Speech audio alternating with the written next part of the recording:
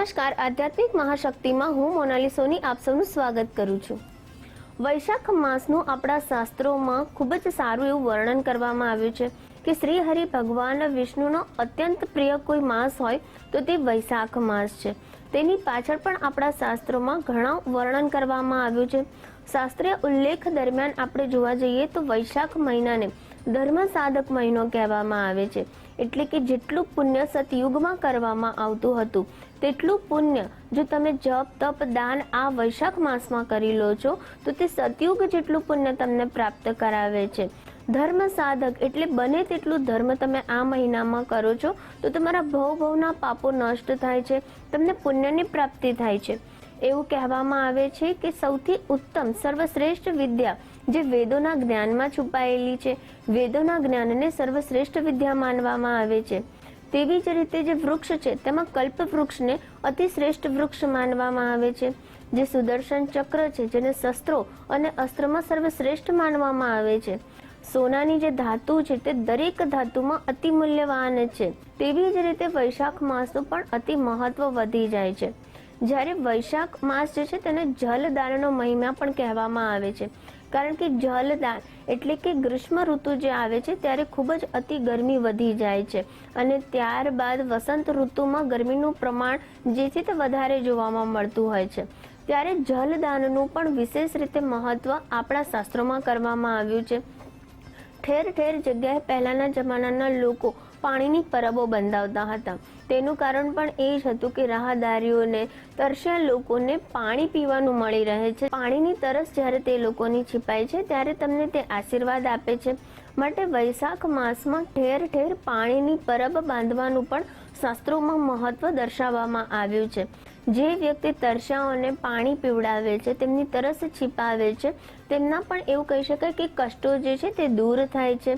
ત્યારબાદ એવું કહી શકાય કે જે વ્યક્તિ કોઈને જૂતા ચંપલનું દાન કરે છે કે પછી સારા વસ્ત્રોનું દાન કરે છે તો પણ તે વ્યક્તિને આગળ જે નર્ક જે છે તેનું જે કષ્ટો છે તે ભોગવવા નથી પડતા।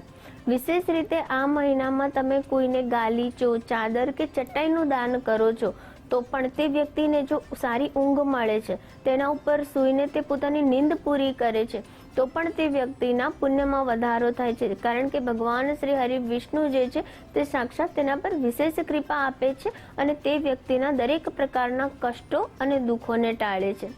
માટે વૈશાખ માસમાં બની શકે તો તમે જળનું દાન કરો, કોઈને સારા વસ્ત્રો છે, જરૂરિયાત મુજબ અનાજ છે કે પછી જૂતા ચંપલ કે છત્રનું દાન કરો છો તો સવિશેષ રીતે તમને ભગવાન શ્રી હરિ વિષ્ણુના આશીર્વાદ પ્રાપ્ત થાય છે।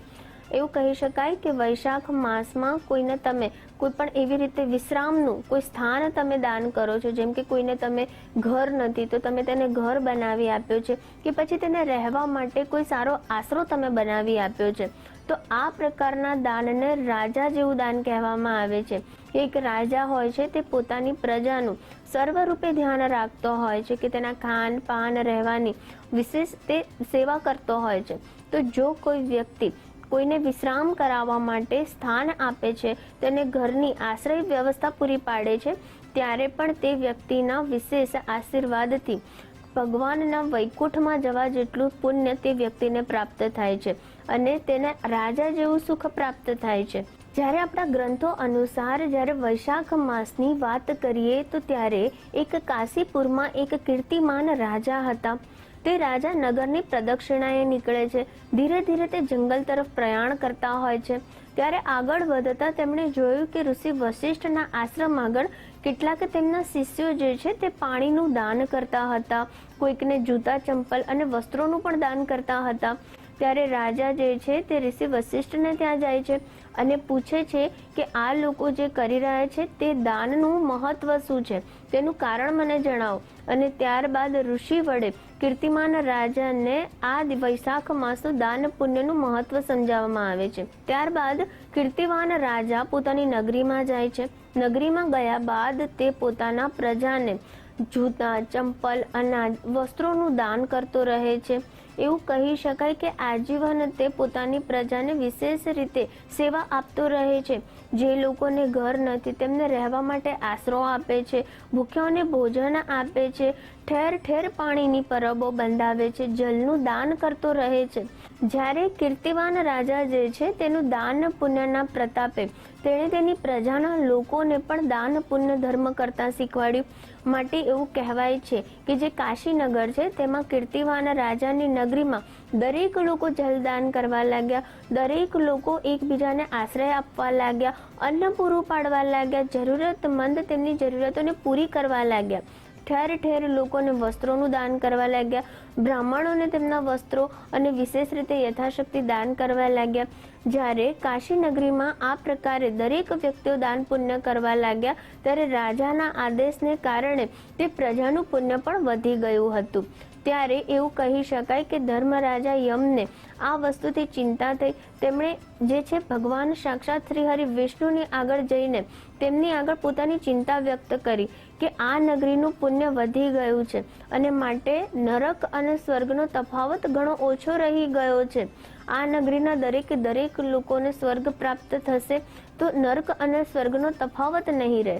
ત્યારે ભગવાન શ્રી હરિ વિષ્ણુએ કીધું હતું કે આ જે નગરી જે છે તેને સ્વર્ગ જ પ્રાપ્ત થશે. તેનું કારણ એ છે કે વૈશાખ માસમાં જે આટલી અસહ્ય ગરમી પડતી હોય છે ત્યારે આ લોકોએ દરેક લોકોને ઠંડકનું જે મહાદાન છે તે અર્પણ કર્યું છે.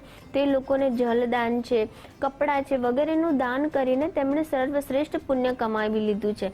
માટે આ નગરીના દરેક લોકોને વૈકુંઠમાં વાસ મળશે અને જે કીર્તિવાન રાજા જે છે તેને વૈકુંઠમાં વાસ મળે છે. તેમની પ્રજાને પણ તેમના કારણે પરોપકાર અને પુણ્ય પ્રાપ્ત થાય છે, તેમને પણ મોક્ષ પ્રાપ્ત થાય છે અને તેઓ પણ સ્વર્ગમાં વાસ કરે છે.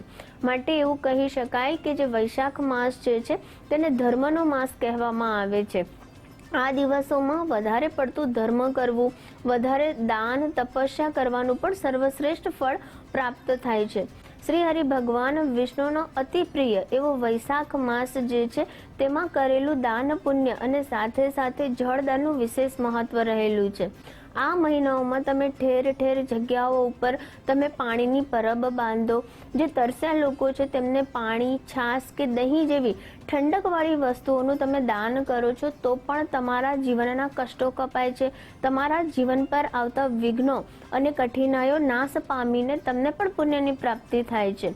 બ્રાહ્મણોને તમારે વસ્ત્રોનું દાન આ મહિનામાં કરવાનું પણ વિશેષ રીતે મહત્વ શાસ્ત્રોમાં વર્ણવવામાં આવ્યું છે. બની શકે તેટલું તમે આ મહિનામાં જેટલું દાન પુણ્ય કરો છો તો તમને વૈકુંઠમાં વાસ મળે છે, તમને નર્કનો ધક્કો નથી ખાવો પડતો કે નર્કની યાતનાઓ વેઠવી નથી પડતી. એવું કહેવામાં આવ્યું છે કે વૈશાખ માસમાં કરેલું પુણ્યને સાક્ષાત યમ દેવતા પણ તેમને નરકમાં પ્રતાપીડ નથી કરવા દેતા, તેમને સ્વર્ગ લોકમાં જ તેમને વાસ મળે છે. માટે વૈશાખ માસનું અત્યંત મહત્વ રહેલું છે. નમસ્કાર.